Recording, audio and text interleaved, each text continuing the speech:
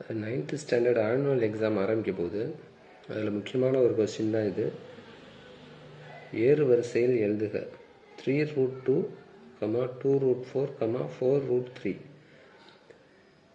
இது வந்து ஏறு வரிசையில் எழுதணும் அப்படின்னா ஃபஸ்ட்டு அதோட வரிசைகள் சமமாக இருக்கணும்.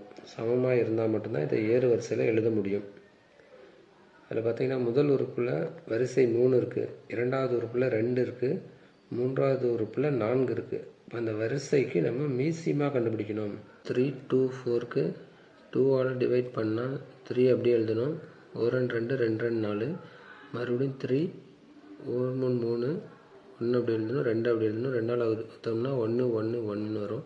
இப்போ 2 × 3 × 2 இதை மல்டிப்ளை பண்ணோம்னா 7 3 6 6 2 12 அப்படிங்கிறது மீசிமா. இப்போ என்ன பண்ணோம் அப்படின்னா இதில் உள்ள எல்லாத்தோட வரிசையும் 12க்கு நம்ம மாற்றணும். இப்போ ஃபஸ்ட்டு 3√2 = 3ஓட 4 பெருக்கினா தான் 12 கிடைக்கும்.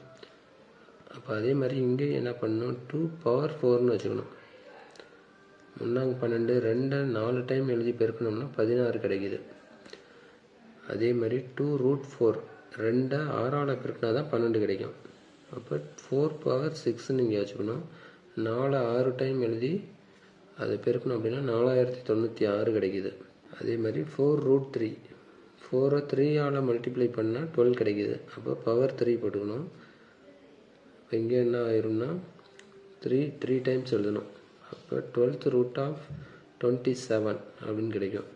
இப்போ நமக்கு 3 நம்பர் 16 27 4096ன்னு கிடைக்குது. இப்போ இதில் உள்ளதிலே எது சின்ன நம்பர் பார்த்தோன்னா 16 லெஸ் இதை விட 27 எடுத்தது. அதுக்கப்புறம் பெரிய நம்பர் 4096.